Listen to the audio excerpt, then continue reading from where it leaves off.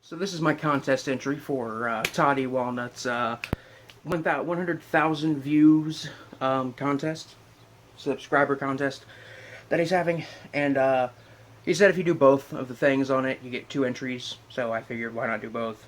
You know, increase my odds of maybe winning, although I probably won't because I have bad luck anyway. But anyway, the first one. What is the scariest movie you've ever seen? This is actually a very hard one for me because what scares me is things like I'm more afraid of things that it's hard to explain. I'm more afraid of things that aren't really explained. Fear, kind of like the Lovecraftian kind of fear of the unknown. Um, you know, I believe H.P. Lovecraft said at one point in his life, out of all the emotions, the strongest emotion is fear, and the strongest fear is fear of the unknown. Uh, but while I do have a big fear of things that I'm not, well, I do have a bit of a fear with things that I'm not very familiar with. Um, I still have to choose a few. I have to choose at least more than one for this one. So I'm gonna give you three. Um, Two of them are kind of generic, like things that you see in almost every single scariest movies list. And one of them is one you might not see too often. But number one is Stanley Kubrick's The Shining. The Shining is a horrifying film. I found it creepy when I was younger, and I still find it absolutely creepy today. It has a very surreal, uneasy atmosphere, and the like de-evolution of Jack Nicholson's, Jack Torrance throughout the film is amazing. His performance is fantastic in that movie, and it just has such an interesting, surreal kind of atmosphere and tone. It's one of those movies that people have always said is one of the scariest ever made, and I cannot deny, I can't lie and disagree because I personally, to this day, think that that movie is absolutely just creepy as hell, even though not a lot happens in the film. And after reading up on some stuff about the film, it makes everything a lot more interesting overall. Like the fact that every time Jack is talking to a ghost in the film, there's actually a mirror in every single room. There's actually a mirror in the room where he's talking to a ghost. That's an interesting little thing that you don't notice. There's, lots of theories about this film actually being about the genocide of the Native Americans and stuff like that, with the Calumet baking powder cans being straightforward and then all twisted up later in the film. The other one is one that you don't see too super often these days. It's Nosferatu from 1922.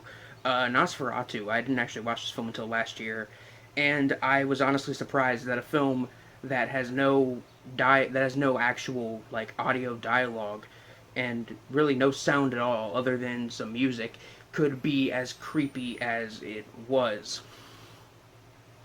This film is extremely creepy and atmospheric and unnerving. There are so many interesting visuals. I will admit that this isn't like the absolute scariest film ever, but it's easily one of the like creepiest, most under your skin kind of films ever. It really chilled me to the bone first time I saw it, and I haven't watched it since. But I'm sure next time I watch it, it'll still probably be pretty creepy. German expressionist films usually have that kind of really cool, creepy atmosphere, and I really dig it. And finally, the final one is well, it's David Lynch's Eraserhead. I really didn't know whether to mention this one or not because there are a lot of people out there who claim that this isn't a horror film, but honestly, it's as creepy and unnerving and as horrifying as a horror film can get. Again, it's not something that I would say is like the absolute most horrifying thing ever, but to me personally, I found it very, very like tension filled and unnerving and okay, thought I was gonna sneeze for a second. I mean, like I said with the previous two movies, it is extremely atmospheric and creepy and well made. And Stanley Kubrick, it's one of Stanley Kubrick's favorite movies. It was one of his favorite films. and he even showed it to the entire cast and crew while he was working on The Shining, and to explain to them that that's the kind of atmosphere he wanted, a very surreal, uneasy, kind of unknown atmosphere. Um, that's it for that part. The next one was favorite or most badass horror movie villain. I'll be honest, there are a lot of them out there. Uh, so I'm gonna have to choose multiples for this one as well. Um, I would probably have to say one of the uh, just all around most interesting and imposing and creepiest horror villains is probably the Tall Man from Phantasm. The Tall Man is big and imposing, and he just gives off this, again, very surreal, creepy kind of vibe. Um, and then once you go through the entire Phantasm series, you slowly learn more and more about who the Tall Man actually is, and it just gets. And the more you learn about him, it's like the more you learn about him, the less you still know about him. Like, even though you keep learning more and more, there's still more questions that come up. And again, it's the very Lovecraftian kind of fear of the unknown kind of thing. Um, it also has to do with the fact that the tall man cannot be stopped at all. Uh, I mean, just at all. I mean, if you've seen all the Phantasm movies like I have, you know that the tall man is literally an unstoppable force. Also, the spheres, the Sentinels from Phantasm are really really fucking cool as well. Um, the next one probably would have to go to. You see, I don't want to choose the obvious choices for this. I don't want to say like, oh, Freddy Krueger or Jason or Leatherface. Even though they are cool characters, I want to choose something that's a little lesser known, maybe. And I would probably have to say this next one would have to go to. God damn it, it's beeping. This next one probably have to go to the Blind Dead from the Tombs of the Blind Dead series. They're just like Tall Man. They're extremely imposing and creepy, and slow-moving skeletal satanic Templar knights. Um, the Blind Dead films. Out of the four of them, I've seen three, and all three of them are extremely creepy, tension-filled films. Um, and the Blind Dead just give off this kind of they give off this kind of aura of just pure evil, and they're like the stuff of nightmares, honestly. Um, for just like the horror genre in general, the horror fans in general, I feel like they're something straight out of somebody's nightmares. While it's like, oh, they're zombies. That's not very original, but you think about it this way: they're undead satanic Templar knights that are skeletal who hunt by sound, and even if you're as quiet as you can be, they will catch you because they can hear your heart beating. It's creepy and atmospheric and just cool as hell. Uh, Next one goes to the Monster Man, or the Anthropophagus from Absurd and Anthropophagus, which are played by the same character, so we're played by the same actor. So I'm just gonna go ahead and say they're basically the same character. They're basically kind of zombie-like monster murderers. Very imposing, very creepy looking. They're cannibals, they're murderers, and I don't know what else to say about it. Anthropophagus is a really fucking good movie though. Same with Absurd. While they are video nasties and they do kind of get a bad rap, they're still pretty nasty and creepy overall as films. Um, Next one. Well, not the next villain. That was actually all I had for when it comes to some of my favorite or the most creepiest, scariest horror villains. But now we get on to the next thing, which was what movie do you have the most editions of in your collection? Going through my collection, I actually have multiple editions of multiple different movies, so I pulled out all of the multiple editions that I own, and I figured I'd just go through them all. So, starting off, I have two different versions of Cannibal Holocaust. This one is from Thailand. This was the first one I ever bought for like $10, and I was like, man, Cannibal Holocaust for $10, that's awesome. Um, but this one's actually censored. And it claims to be all region, but it won't play on any of my DVD players, so I'm guessing that it is of a different region. And then I've got the classic, the fucking 2-disc deluxe special edition of Cannibal Holocaust from Grindhouse Releasing, um, which is a very, very nice set. I think I might pick up the Blu-ray edition of it just because I really like this film, and the Blu-ray edition does come with the soundtrack, which the soundtrack is absolutely just beautiful. Next one is I own two different copies of Stanley Kubrick's A Clockwork Orange. I absolutely love this movie, and I own the 2-disc special edition DVD from like 2007. Yeah, this special edition DVD released from 2007, which has the documentary on it, which has a few documentaries on it, actually. That's really interesting. But The Clockwork Orange is one of my favorite movies of all time, and to this day, it's still a very cool movie. I also have the 40th anniversary kind of Blu-ray digibook thing, which is very, very nice. Very nice indeed. I love, love, love A Clockwork Orange. One of my favorite movies of all time. Next, I have two different copies of the Garbage Pail Kids movie. The old DVD from like 2005. And the newest release of it on Blu-ray from Scream Factory, Shout Factory.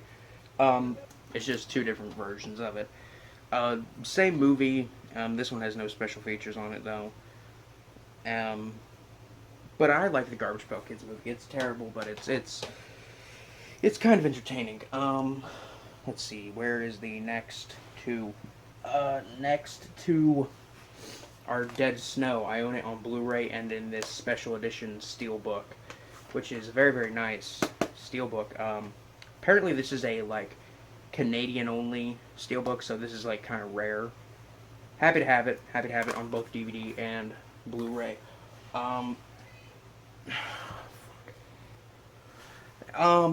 Let's see, what is next?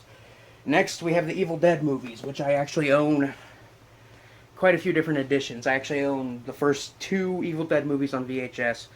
I have a bootleg of the prequel short film Within the Woods, which I made my own case, my own sleeve for out of some Necronomicon like ink prints I made in high school. I have the first Evil Dead on Blu-ray, the Steelbook Blu-ray, the DVD, which this is a really good release of it, and a VHS sitting up there with my Ash action figures. And I have a picture of myself and Bruce Campbell right here. The edition I actually own the least copies of is Evil Dead 2. I only own two editions of this. The DVD, the standard regular old DVD, and the VHS. I don't own the Blu-ray. When it comes to Army of Darkness, I don't own the Blu-ray, but I do own I don't own the VHS, but I do own the Blu-ray from Scream Factory that has the 4 different cuts of the film. I'm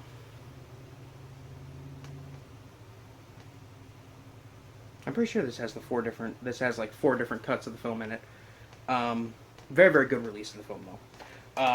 This release of it that I got years ago for $5, which is like a really old, cheap release from like 90. It says this is released from 98. And this has like no special features on it or anything. It is literally just the film. It is a very bare bones, empty release of it.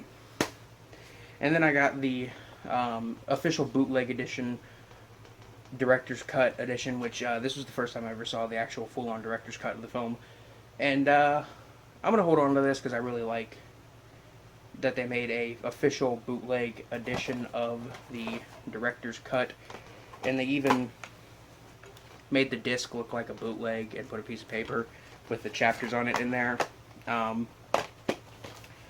And I own the first season of Ash vs. Evil Dead on a DVD bootleg set from VHS is Dead. They did a very nice release. The only problem I have with it is they didn't put any cover art on it, so it is obviously bootleg, but I still really like the cover art for it. I will pick up the official release of it and put the discs in this case, because I really like this case more than the release that they're currently doing. And I also have it on VHS, the first 3 episodes on VHS. Again, very, very nice release from VHS is Dead. Very, very nice artwork, and they even, the guy who made this even included the little in-between, like, episodes behind the scenes short videos that they made about how they did the effects in the episode and stuff, and how they came up with, like, how to, and, like, behind the scenes, you know, for stuff between the episodes, and that's really, really cool that you decided to put that within the thing. Jesus. Okay. Next. I have 2 different editions of Night of the Living Dead. Well, technically more than that, because I own a bunch of those sets that have Night of the Living Dead in it. But I have 2 different, like, regular DVD editions. I have this, like horror block exclusive edition of Night of the Living Dead, still sealed, because it, I'm sure I'll sell this eventually, because it has a exclusive documentary on Night of the Living Dead. As much as I want to open it and watch that documentary, I want to sell this and keep it sealed. And Night of the Living Dead in black and white and in color, which this has a commentary track from Mike Nelson from Mystery Science Theater 3000. And his commentary on it is very, very good. Next, I have 3 different editions of Dawn of the Dead. I have Dawn of the Dead on VHS with this nice window in the front. Very, very nice release. Just going to sit this in the back where it usually goes in my background of the videos. And I have the 2 different versions of it. I don't have the extended cut in the, I don't have the Ultimate Edition release. I really wish I did. But this is the, you know, just regular old release that's been out. And then here's the a European cut of it. Very, very happy to have all these babies in my collection. Ooh, excuse me. Let me just put this back on the shelf.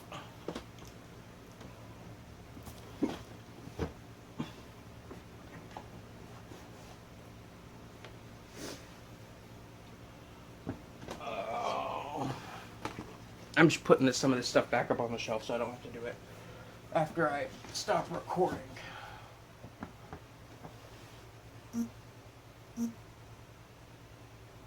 Oh.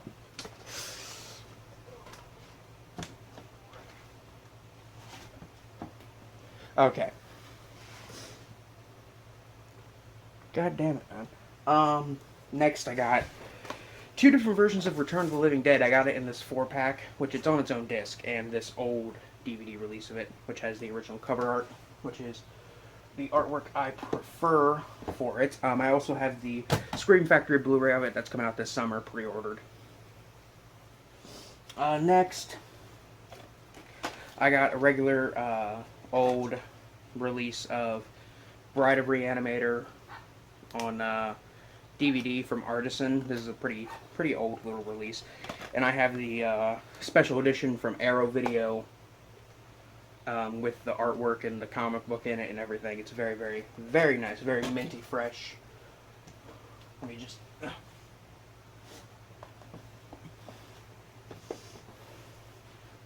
Okay, next is the Funhouse, another one where I own in a 4-pack, and I own a singular DVD of it. I do not own the Scream Factory Blu-ray of it, mainly because while I like while I do enjoy the movie The Funhouse, I don't like it enough to buy the special edition Blu-ray.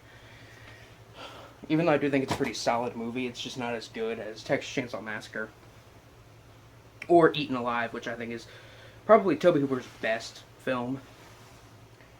Okay, next. I got two different versions of Cat in the Brain. I got this limited edition clamshell VHS, which is very, very nice, very beautiful. And the two-disc special edition from Grindhouse Releasing, which these are both from Grindhouse, but this one was in conjunction with Cult Movie Mania. And this is another one that I like to keep right, like here.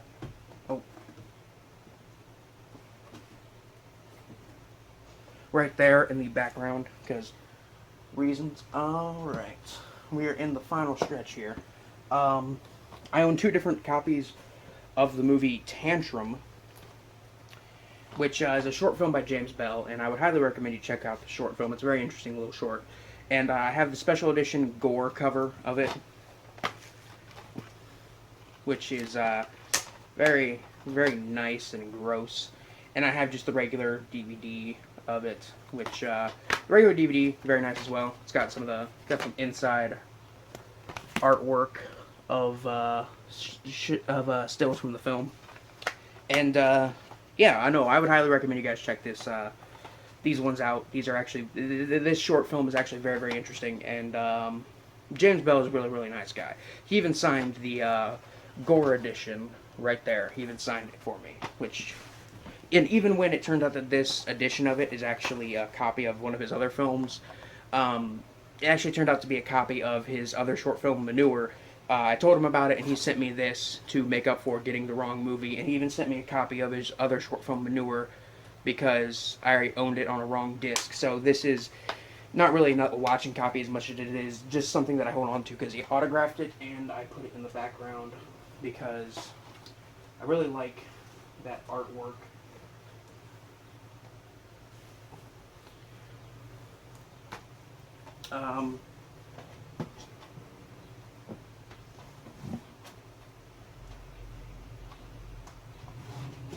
Sorry about this little awkward silence. We are now on to the final thing.